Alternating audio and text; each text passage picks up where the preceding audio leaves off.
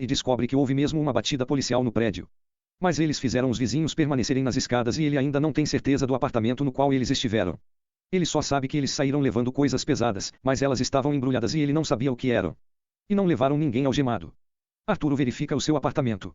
A má notícia é que há um papel da polícia exigindo que ele ligue imediatamente e marque uma entrevista dentro de 3 dias. Pior ainda é o fato de que não encontrou seus computadores. Arturo some na noite e vai para a casa de um amigo. Mas a incerteza o incomoda. Quanto a polícia sabe? Eles poderiam tê-lo pego finalmente, mas teriam dado a ele a chance de ele fugir. Ou é alguma outra coisa diferente, algo que ele pode esclarecer sem sair da cidade. Antes de continuar lendo, pare e pense um pouco, você pode imaginar alguma maneira de descobrir o que a polícia quer saber sobre você. Supondo que você não tem nenhum contato político ou amigos no departamento de polícia ou no gabinete do promotor, será que há alguma maneira pela qual você, um cidadão comum, poderia obter essas informações? Ou que alguém com habilidades de engenheiro social poderia? Enganando a polícia. Arturo atendeu a sua necessidade de saber desta maneira. Para começar, conseguiu o número de telefone de uma copiadora próxima, ligou para eles e pediu seu número de fax. Em seguida, ligou para o escritório do promotor distrital e pediu para falar com registros. Quando foi transferido para o escritório de registros, ele se apresentou como um investigador de Lake County e disse que precisava falar com o funcionário que arquiva as ações de busca ativas. Sou eu, respondeu a senhora. Ah, ótimo, ele continuou. Porque demos uma batida na casa de um suspeito ontem à noite e estou tentando localizar a declaração. Elas são arquivadas por endereço, ela explicou. Ele deu seu endereço e ela pareceu muito interessada. Ah, sim, ela disse conheço esse. O golpe do copyright. 97. 98. A arte de enganar. Observação. Como um engenheiro social conhece os detalhes de tantas operações, departamentos de polícia, escritórios de promotoria, práticas da empresa de telefonia, a organização de empresas específicas que estão em áreas úteis para seus ataques, tais como telecomunicações e computadores. Porque descobrir é o seu negócio. Esse conhecimento é o bem de um engenheiro social porque as informações podem ajudá-lo em seus esforços para enganar. Esse mesmo, ele concordou. Estou procurando a declaração e uma cópia do mandado. Certo, eles estão bem aqui. Ótimo, ele disse. Ouça, estou fora e tenho uma reunião com o serviço secreto sobre esse caso em 15 minutos. Tenho estado tão distraído ultimamente, deixei o arquivo em casa e nunca vou chegar lá e voltar a tempo. Posso usar as suas cópias? É claro, sem problemas. Vou fazer as cópias, você pode vir pegá-las. Isso é muito bom. Mas ouça, estou no outro lado da cidade. Você poderia me enviar as cópias por fax. Isso criava um pequeno problema, mas ele podia ser contornado. Não lemos um fax aqui em registros, ela retrucou. Mas eles têm um na secretaria e talvez me deixem usá-lo. Ele disse, eu vou ligar para lá e verificar isso. A senhora da secretaria disse que poderia cuidar disso, mas queria saber quem iria pagar. Ela precisava de um código contábil. Vou conseguir o código e ligo de volta, ele disse a ela. Em seguida, ele ligou para o escritório do promotor novamente, identificou-se como um policial e simplesmente perguntou à recepcionista, qual é o código contábil do escritório do promotor. Ela respondeu sem hesitar. A ligação de volta para o escritório da secretaria para fornecer o número contábil deu-lhe a desculpa para se aproveitar um pouco mais da situação. Ele convenceu a senhora a subir as escadas e pegar as cópias dos documentos a serem enviados por fax. Cobrindo os rastros. Arturo ainda tinha umas etapas a serem cumpridas. Sempre havia a possibilidade de que alguém achasse algo estranho, e ele poderia chegar na copiadora e encontrar alguns detetives à paisana e tentando parecer ocupados até que alguém aparecesse pedindo um determinado fax. Ele aguardou um pouco e, em seguida, ligou novamente para o escritório da secretaria para verificar se a senhora havia enviado o fax. Até aqui tudo bem. Ele ligou para outra copiadora da mesma cadeia se o outro lado da cidade e disse como ele estava satisfeito com o modo como eles realizavam o trabalho e queria escrever uma carta cumprimentando o gerente, qual era o seu nome. Com essa informação essencial, ligou para a primeira loja da copiadora novamente e pediu para falar com o gerente. Quando o homem atendeu, Arturo explicou. Oi, aqui é Edward da loja 628 em Hartfield. A minha gerente Ana pediu para eu ligar para você. Capítulo 8. Usando a simpatia, a culpa é a intimidação. 99. Temos um cliente que está aborrecido. Alguém lhe deu o número do fax da loja errada. Ele está aqui aguardando um fax importante, só que o número que ele tem é da sua loja. O gerente prometeu pedir para localizarem o fax e o enviou para a loja de Hartfield imediatamente. Arturo já estava esperando na segunda loja quando o fax chegou lá. Após pegá-lo, ligou novamente para o escritório da secretaria para agradecer à senhora e disse, não é preciso levar essas cópias para cima, você pode simplesmente jogá-las fora agora. Em seguida, ligou para o gerente da primeira loja e disse para ele também jogar fora a sua cópia do fax. Dessa forma, não haveria nenhum registro do que ocorreu, apenas para o caso de alguém mais tarde vier fazer perguntas. Os engenheiros sociais sabem que cuidado nunca é demais. Dessa forma, Arturo não leve nem de pagar taxas na primeira copiadora pelo recebimento do fax nem o seu envio para a segunda loja. E se a polícia aparecesse na primeira loja, Arturo já teria o seu fax e estaria longe quando conseguisse enviar alguém para a segunda localização. O final da história, a declaração e o mandado mostravam que a polícia tinha evidências bem documentadas das atividades de cópia de filmes de Arturo. Era isso o que ele precisava saber. À meia-noite já havia cruzado a fronteira do estado. Arturo estava a caminho de uma vida nova, em algum outro lugar, com uma nova identidade, pronto para recomeçar sua campanha. Analisando a trapaça. As pessoas que trabalham nos escritórios de promotoria distritais estão sempre em contato com policiais respondendo perguntas, tomando providências, anotando recados. Qualquer pessoa que tenha sangue frio suficiente para ligar e alegar ser um policial, representante do delegado ou outra coisa tem credibilidade. A menos que fique óbvio que a pessoa não conhece a terminologia, que ela está nervosa ou que não pareça autêntica de alguma outra maneira, ela nem deverá apresentar provas de sua identidade. Foi exatamente isso que aconteceu aqui, com dois funcionários diferentes. Mitnick. A verdade é que ninguém está imune contra ser enganado por um bom engenheiro social. Devido ao ritmo da vida normal, nem sempre pensamos com cuidado antes de tomarmos as decisões, mesmo em questões que são importantes para nós. As situações complicadas, a falta de tempo, o estado emocional ou a fadiga mental podem facilmente nos distrair. Assim sendo, tomamos um atalho mental e resolvemos sem analisar cuidadosamente as informações, um processo mental conhecido como resposta automática. Isso é válido até para os agentes da lei dos governos federal, estadual e municipal. Somos humanos. A obtenção de um código de cobrança necessário foi resolvida com uma única ligação telefônica. Em seguida, Arturo usou o truque da simpatia com a história sobre uma reunião com o serviço secreto em 15 minutos, tenho andado distraído e deixei o arquivo em casa. Naturalmente ela sentiu pena dele e fez o que podia para ajudar. Em seguida, usando não uma, mas duas copiadoras, Arturo garantiu a segurança quando foi pegar o fax. Uma variação disso que torna mais difícil ainda rastrear o fax, em vez de mandar enviar o documento para outra copiadora, o atacante pode dar aquilo que parece ser um número de fax, mas que na verdade é um endereço de um serviço de internet grátis que recebe um fax de graça e o encarregado do. A arte de enganar-me automaticamente para o seu endereço de correio eletrônico. Dessa forma ele pode ser aberto diretamente no computador do atacante, e ele não precisa mostrar o rosto em um lugar onde mais tarde pode ser identificado. E o endereço de correio eletrônico e o número do fax eletrônico podem ser abandonados assim que a missão tenha sido completada.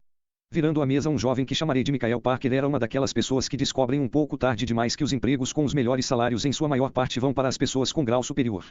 Ele teve a chance de frequentar uma faculdade local com bolsa parcial, além de empréstimos educacionais, mas isso significa trabalhar à noite e nos finais de semana para pagar o aluguel, a comida, a gasolina e o seguro do carro. Michael, que sempre gostava de encontrar atalhos, pensou que talvez houvesse outra maneira, uma que o recompensasse mais rapidamente e com menos esforço.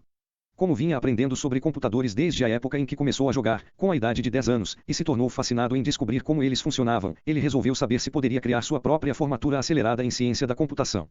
Formando-se sem louvor, ele poderia ter invadido os sistemas de computadores da Universidade Estadual, encontrado o histórico de alguém que havia se formado com um B+ ou A médio, copiado o histórico, colocado seu próprio nome e incluído esse histórico nos registros da classe que se formava naquele ano.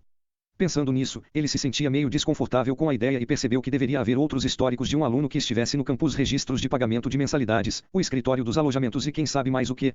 A simples criação do histórico dos cursos e notas deixaria muitos buracos. Pensando mais um pouco, ocorreu-lhe que poderia atingir seu objetivo vendo se a escola tinha um formando com o mesmo nome que o seu, que havia se formado em ciência da computação em algum momento durante um período apropriado de anos.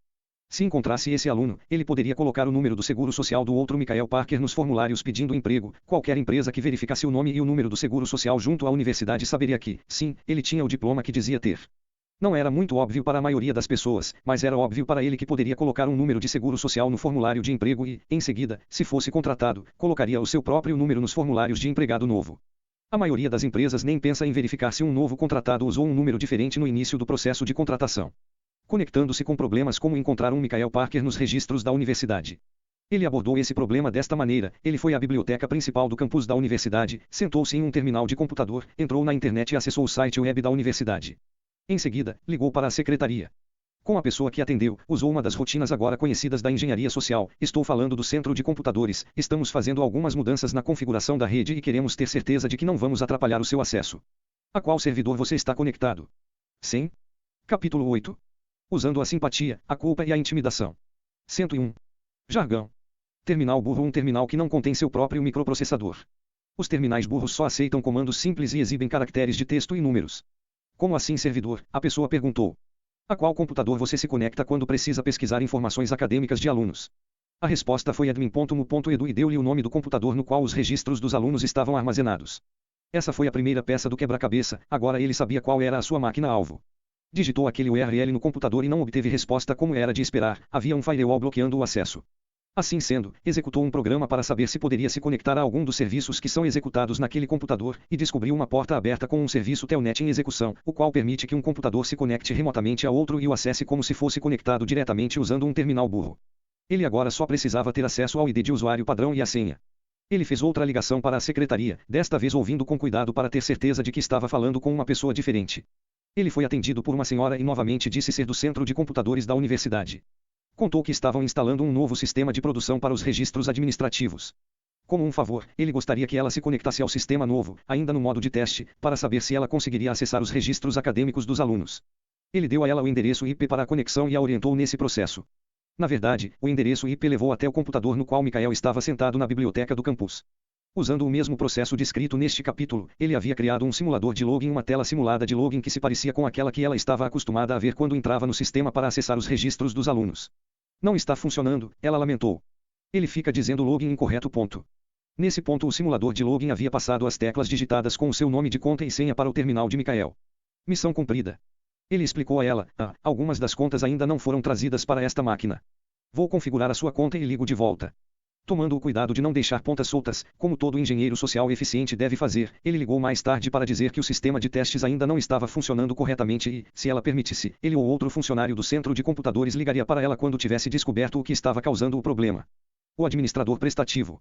Agora Michael sabia de qual sistema de computadores precisava acessar e tinha um ID e uma senha de usuário. Mas quais comandos ele precisaria para pesquisar os arquivos com as informações sobre um formando em ciência da computação com o nome e a data de formatura certos? O banco de dados de alunos seria proprietário, criado no campus para atender aos requisitos específicos da universidade e da secretaria e teria uma forma exclusiva de ser acessado. 102. A arte de enganar. A primeira etapa para eliminar esse último empecilho seria descobrir quem poderia orientá-lo nos mistérios da pesquisa do banco de dados de alunos. Ligou novamente para a secretaria, desta vez falando com uma pessoa diferente. Contou que era da diretoria de engenharia e perguntou: com quem podemos obter ajuda quando temos problemas para acessar os arquivos acadêmicos dos alunos? Minutos mais tarde ele estava ao telefone com o administrador do banco de dados da faculdade empregando o golpe da simpatia. Meu nome é Mark Sellers, do escritório do secretário. Sou novo aqui. Desculpe estar ligando para você, mas eles estão todos em uma reunião esta tarde e não há ninguém aqui para me ajudar. Preciso recuperar uma lista de todos os formandos em ciência da computação entre 1990 e 2000. Eles precisam disso até o final do dia e se eu não tiver a lista talvez não tenha este emprego por muito tempo. Você estaria disposto a ajudar um rapaz com problemas? Ajudar as pessoas era algo que fazia parte do trabalho desse administrador de banco de dados, portanto, ele teve muita paciência ao falar com Michael e explicar o passo a passo do processo. Quando desligaram, Michael tinha feito o download de toda a lista dos formandos em ciência da computação para aqueles anos. Em alguns minutos executou uma pesquisa, localizou 2 Michael Parkers, escolheu um deles e obteve o número do seguro social da vítima, bem como outras informações pertinentes que estavam armazenadas no banco de dados. Ele havia acabado de se tornar Michael Parker, bacharel em ciência da computação, formado com louvor em 1998. Analisando a trapaça.